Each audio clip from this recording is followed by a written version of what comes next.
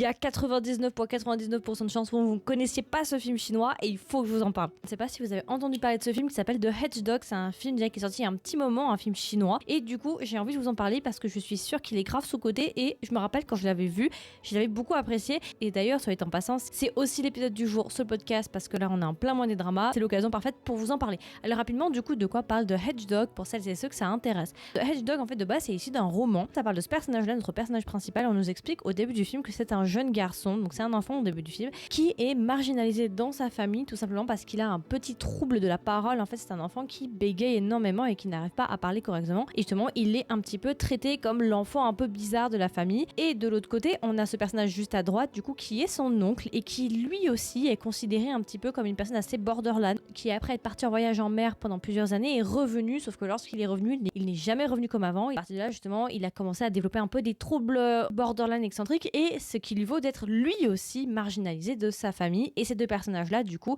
vont, entre guillemets, lier une relation, étant donné que ces deux personnages sont marginalisés dans leur famille. C'est vraiment une relation, du coup, oncle-neveu, et c'est un film que j'ai beaucoup apprécié. J'ai bien aimé parce que ça parle aussi un petit peu des troubles psychologiques aussi qui est traité dans le film. Il y a des gens qui se sont plaints, qui n'ont pas trop aimé l'adaptation, que c'était pas tout à fait fidèle. D'ailleurs, je vous ai donné des fun facts plus en détail parce que je suis allée un petit peu fouiller sur internet en Chine, ce qui avait été réellement reproché. Donc si vous voulez en savoir plus, j'ai fait un épisode sur le podcast. Mais je trouve que c'est un film quand même qui est vachement sous-coté, vous le connaissez sans doute pas. Et moi je sais que je l'avais vu dans l'avion en allant en Chine.